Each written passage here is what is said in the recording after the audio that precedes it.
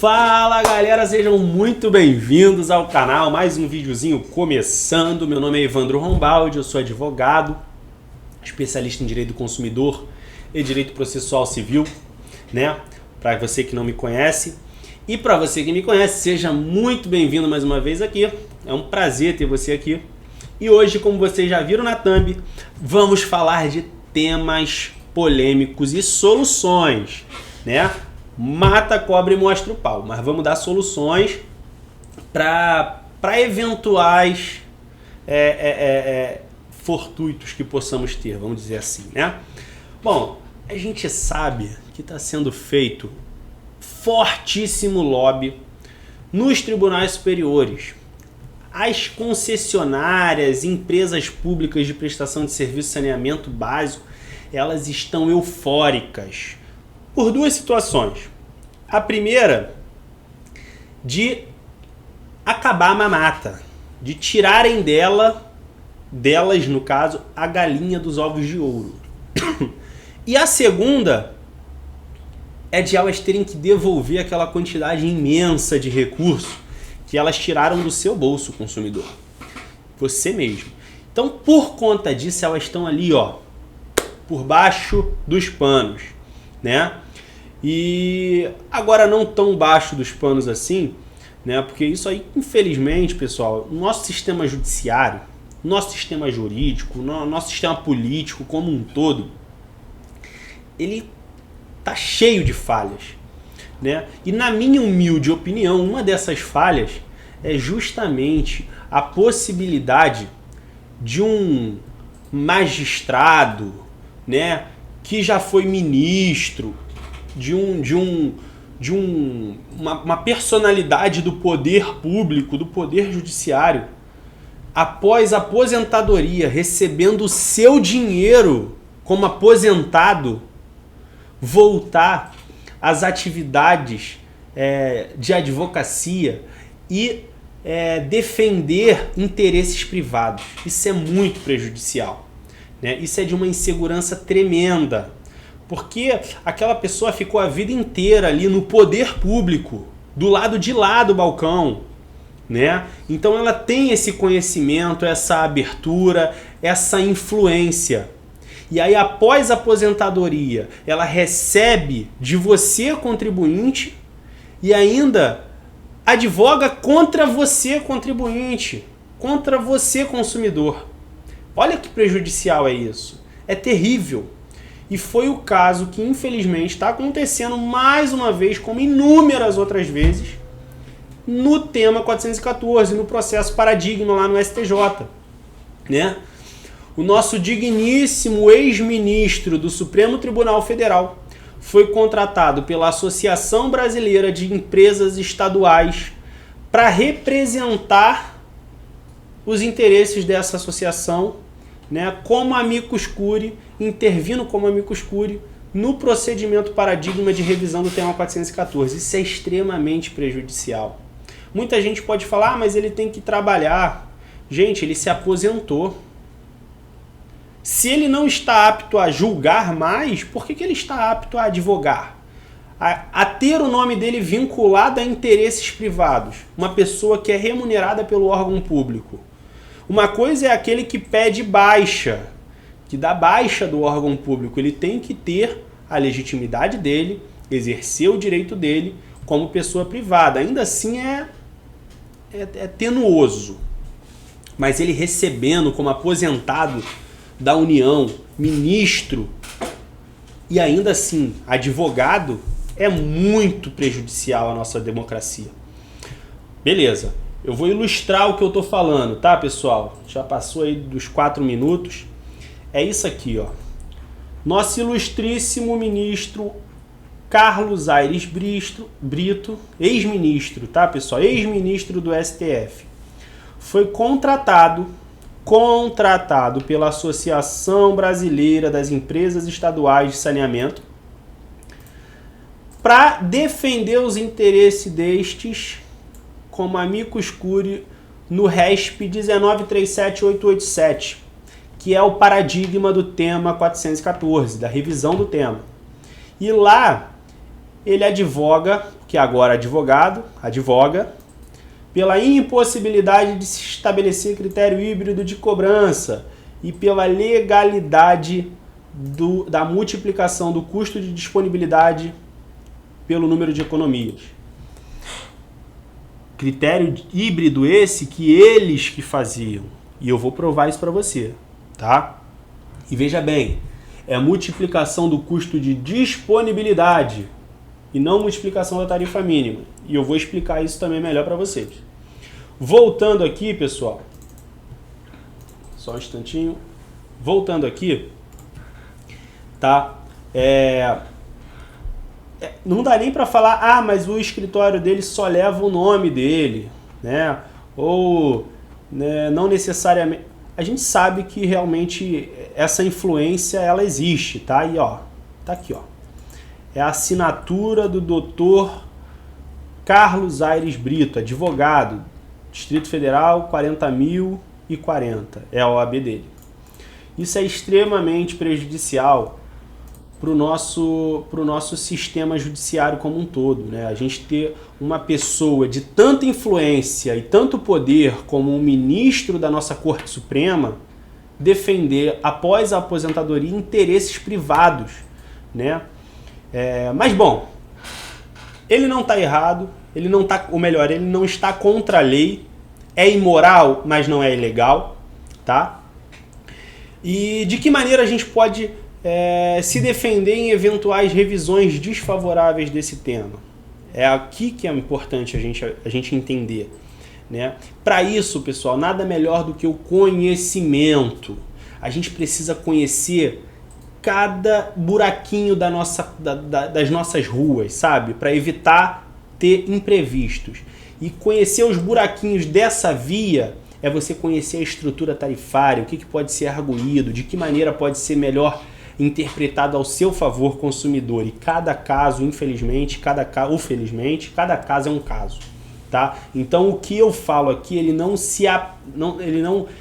automaticamente se externa para todos os demais casos, tá bom? Então a gente precisa analisar minuciosamente. Porém, vamos diretamente aqui, ó, pessoal, para o site da nossa agência reguladora. Pessoal, eu queria destacar aqui rapidinho, que o que eu vou falar aqui é exclusivo para consumidores do estado do Rio de Janeiro. A gente até teve o Marco Legal de Saneamento Básico, que lá previa a instituição da ANA, né, a Agência Nacional de Águas, que é a agência reguladora a nível nacional, assim como a ANEEL, assim como a Anatel, assim como, né, as demais agências reguladoras de setores, mas a gente ainda está num processo de implementação e a gente sabe que esse interesse de águas sempre foi estadual, né, ou municipal. Então toda a nossa legislação no estado do Rio de Janeiro, ela é estadual voltada para a regulamentação desse setor, ok? Então tudo que eu vou falar aqui é exclusivo ao estado do Rio de Janeiro, apesar de que o tema base, né, a referência como um todo, ela pode ser usada nos outros estados com a observância das normas estaduais, tá ok? Então, voltando aqui, a gente está na Agência Reguladora de Energia e Saneamento Básico do Estado do Rio de Janeiro, que é quem faz a fiscalização, aprovação, implementação de tarifas, valores e tudo mais referente a águas. Aqui a gente tem as prestadoras de serviço e entre elas a Águas do Rio. Estou abrindo aqui, pessoal, a estrutura tarifária, a temida, porém, a gente só teme aquilo que a gente não conhece, então vamos passar a conhecê-la, pelo amor de Deus, tá? Evandro, qual o efeito prático disso na minha vida? Pessoal, a conta aqui, deixa eu voltar aqui rapidinho, a conta aqui, ela pode ir daqui até aqui, ó. Você não tá vendo porque as diferenças elas são abruptas, tá ok? Elas são assim, inestimáveis, realmente algo, né, fora de controle. Mas, vamos lá. Eu trouxe um exemplinho aqui, pessoal, uma continha, tá? Como sempre faço, ocultando todas as informações do consumidor para preservar os dados, eu vou aqui, ó, liberar Deixa eu só ver o que houve com a câmera aqui. Tá, beleza, já voltou. Eu vou liberar aqui uma conta e um esclarecimento de como funciona no estado do Rio de Janeiro a apuração dos valores. Como que eu sei que essa conta é 14, 5, 10, 2 mil reais? Como que eu sei o valor dessa conta? A gente precisa de alguns fatores. Primeiro fator, leitura, consumo, faturamento do quanto se consumiu de água. Qual o volume de água apurado?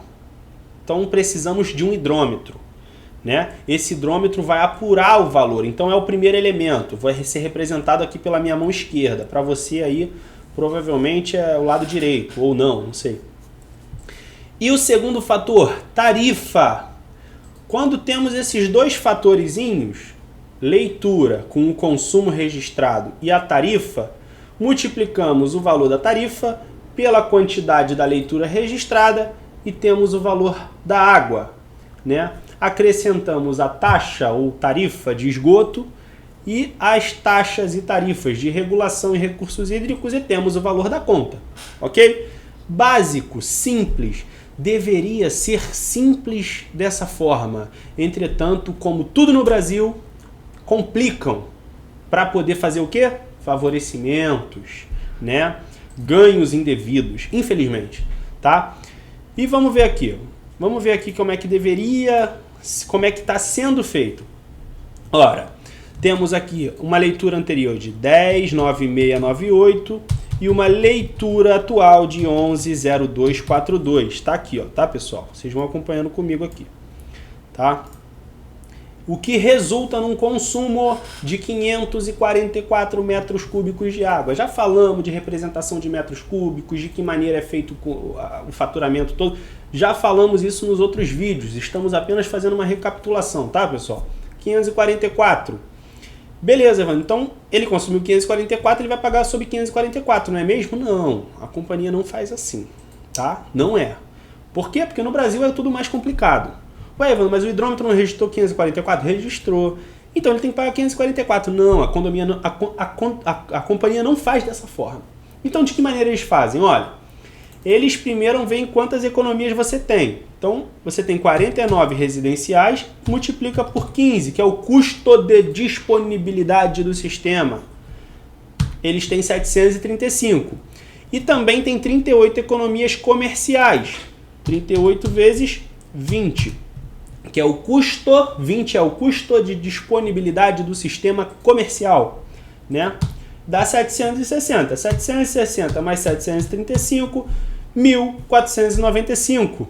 Para a companhia é isso que vale. Ó, 1.495 é o seu mínimo. Se você consumir abaixo disso, você paga isso. Mas se eu consumir acima, aí você paga o que você consumir acima. Ué, então se eu economizar água... Não, se você economizar água não serve de nada. Se você economizar água, você vai pagar 1.495. Ué, aí você fica meio sem entender. Por quê? Porque é Brasil. E a gente tá no Brasil, as coisas funcionam para complicar. E aí para complicar e gerar mais receita, né? Infelizmente. Beleza, então eu não apuro pelo hidrômetro.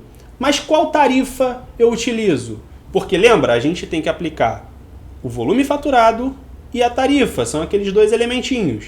E qual tarifa eu utilizo? Para saber a tarifa, a gente precisa ir lá na estrutura tarifária. Pessoal, primeira coisa mais importante aqui, que eu gostaria de deixar claro para vocês é que tarifa mínima não é custo mínimo de disponibilidade. São duas coisas distintas. Tarifa mínima é uma das tarifas da estrutura tarifária vigente. E custo mínimo de disponibilidade... Perdão, é aquele volume mínimo faturado mesmo quando não há consumo, assim como funciona na conta de luz, em demais contas que se tenha, né? Então, se você não consumiu, não atingiu um mínimo, aplica-se aquele faturado mínimo, tá? O que não pode ser multiplicado, tá ok? Por qualquer fator existente. Se não, já pensou? Daqui a pouco eles vão querer multiplicar a tarifa mínima, ou melhor, o custo de disponibilidade pelo número de pessoas que moram na residência, não mais pelo número de economias, né? Então, se são 100 economias, mas tem 1000 pessoas, vamos aplicar um custo mínimo de disponibilidade para 1000 pessoas e não para 100 residências. E assim vai, né? Então, não pode ser dessa forma. Então, custo de disponibilidade, custo mínimo de disponibilidade é uma coisa e tarifa mínima é outra coisa. Tarifa mínima é aquela prevista lá na estrutura tarifária, como sendo a tarifa 1. Visto isso, vamos lá, vou mostrar para vocês aqui, ó. Cota mínima, vou até aproximar um pouquinho mais, ó. Cota mínima. Cota mínima é a tarifa 1, é a primeira tarifinha aqui, ó. É a primeira tarifinha a ser aplicada, tá? Que para a região de área A é R$ 4,368 e para a região de área B é R$ 3,832. Evandro, como é que eu sei? Espera só um pouquinho. Como é que eu sei qual é a região de área A, qual é a região de área B? Gente, isso aí não importa muito agora, tá? Mas basicamente aqui no Rio de Janeiro é feito por bairros. Tem bairro que é da região A, tem bairro que é da região B. Então depende de onde está localizada a unidade predial, em qual bairro. Tá? Isso aí é previamente estipulado e aprovado e a diferença é irrisória. Não vai ser isso que vai fazer diferença na sua conta de água. Tá ok? Então, o que a gente vê aqui é o seguinte. Vamos lá. Para a primeira tarifa, para essa tarifa 1, para aplicar ela, a gente tem que observar um critério. Qual o critério de aplicação dela? Tendo em vista que de 0 a 15 metros, no sistema progressivo, né, aplica-se essa tarifa 2. Né? Isso vai depender do consumo, entendeu? E a gente defende que essa tarifa só é aplicada após o custo de disponibilidade, não multiplicado, tá bom? Não multiplicado. Após o custo de disponibilidade, a gente defende que deve ser aplicada essa tarifa mínima. Após o custo de disponibilidade, deve ser aplicada a tarifa progressiva normal. Então, se você consumiu 16 ou 21 metros cúbicos para residencial e comercial, já não se usa mais essa tarifa, é o que nós defendemos. Usa-se esta tarifa aqui, certo? Entretanto, a companhia fala que você utilizar critérios dessa e dessa é hibridismo, porque são sistemas tarifários diferentes, o que não tem a menor razoabilidade. Mas se assim eles alegam, olha aqui a solução. Veja bem, a própria estrutura tarifária assim estabelece, ó, tarifa 1, unidade predial com volume apurado de até meio metro cúbico por dia, por economia. Então, quando que eu uso a tarifa 1, pessoal? Quando cada economia usa até meio metro cúbico por dia. Ué, Evandro, então, peraí, traduz isso numa conta para mim. Explica melhor e traduz isso numa conta. Explico, sem problema. Independente de qual consumo, se é de custo de disponibilidade ou não, pelo critério deles, sendo dois sistemas distintos, se você consome até meio metro cúbico por dia, vai usar sempre a mesma tarifa mínima. Não interessa se é domiciliar, se é comercial, se é industrial, se é público. Entendeu? A gente não defende isso. A gente defende que após o custo de disponibilidade, aplica-se a tarifa progressiva, o sistema progressivo. Por quê? Porque a gente entende a tabela inteira como uma única coisa, como um único sistema tarifário. Mas eles estão defendendo, como vocês viram o próprio Carlos Aires Brito falando ali na petição, a impossibilidade de hibridismo tarifário, que é o quê? O da tarifa mínima é uma coisa e o da progressividade é outra. Bom, se a gente for interpretar no formato deles, fica mais prejudicial para eles, pessoal. Vamos observar isso na prática? Vamos lá. Evandro, eles estão falando, né, que eles podem aplicar a tarifa mínima para esse faturado. Mas isso quer dizer que não deve observar o hidrômetro? Não. Você viu alguma coisa na estrutura tarifária falando que não deve ser observado o hidrômetro? Não tem. O hidrômetro é sempre observado. Ó, você só vai saber o volume pelo hidrômetro, mas a tarifa, quem vai te dizer é a estrutura tarifária, entendeu? E quando a unidade predial for apurado o volume de meio metro cúbico dia economia, vai se utilizar a tarifa 1. E na tarifa 1 não tem sistema progressivo, né? A gente entende que isso só seria aplicado até o 15º ou o 20º metro cúbico de água, porque aquilo é o custo de disponibilidade. Aí usaria-se a tarifa mínima.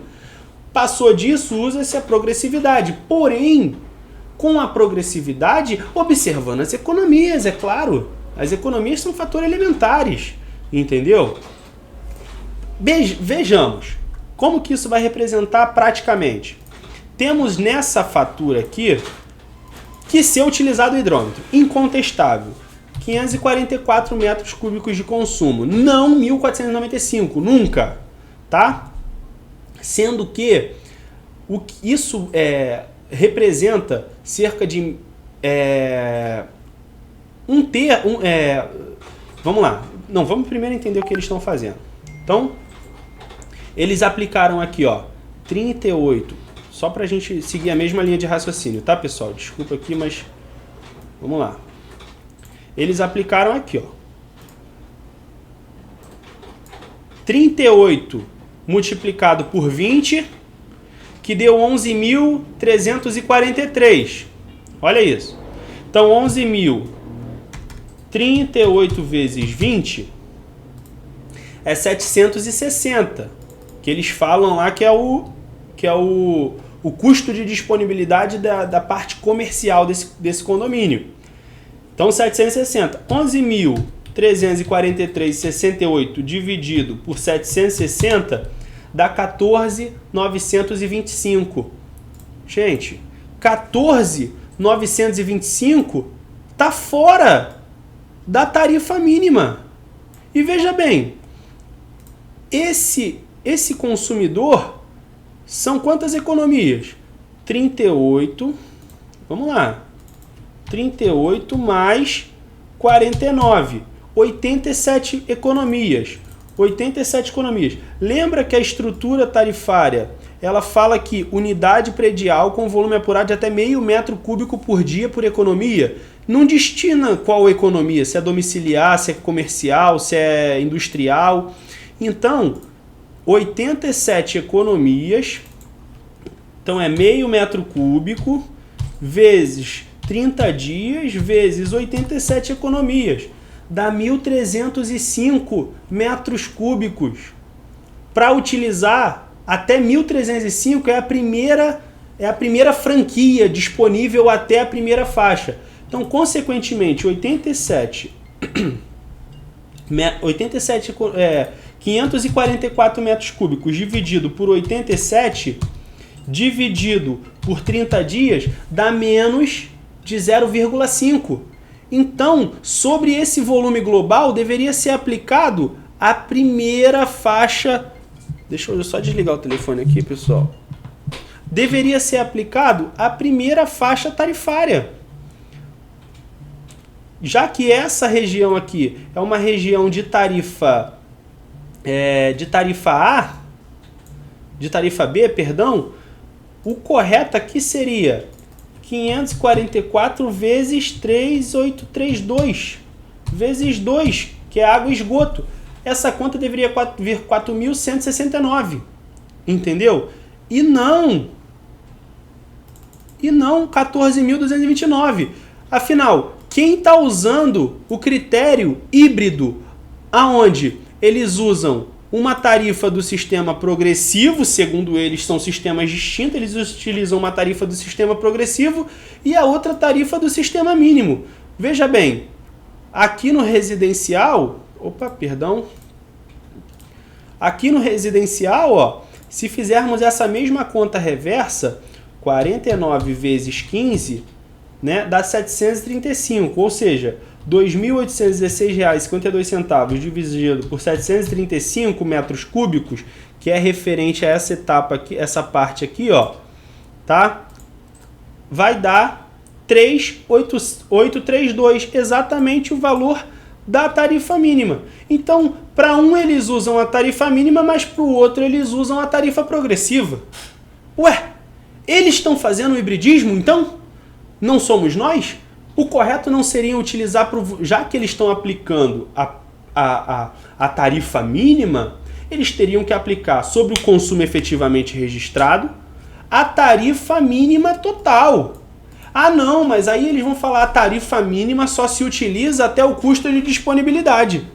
Ora, se a tarifa mínima só se utiliza até o custo de disponibilidade, após o custo de disponibilidade, ou seja, 15, 20 metros cúbicos, utiliza-se a progressividade, mas observando as economias. Entendeu? Quem está utilizando do hibridismo são eles, utilizando esse sistema aqui, quando lhe convém, e esse aqui, quando lhe convém. Entretanto, que eles fazem a multiplicação do custo de disponibilidade, não da tarifa mínima, porque tarifa mínima é a tarifa 1 do sistema progressivo. Certo? Bom, gente, o que isso basicamente quer dizer? Isso quer dizer que nos casos que se enquadrem o mínimo, sempre vai haver a possibilidade da aplicação dessa tarifa, caso o judiciário venha entender sobre um hibridismo. Bom, como assim, Evandro? As economias, pessoal, elas são legítimas. Agora, a aplicação desse sistema tarifário é que é controverso. Não se impugna as economias. As economias são legítimas. Não se impugna a progressividade, ela é legítima. O que se impugna é a aplicação da progressividade sem observância das economias. Porém, se o judiciário entender que caso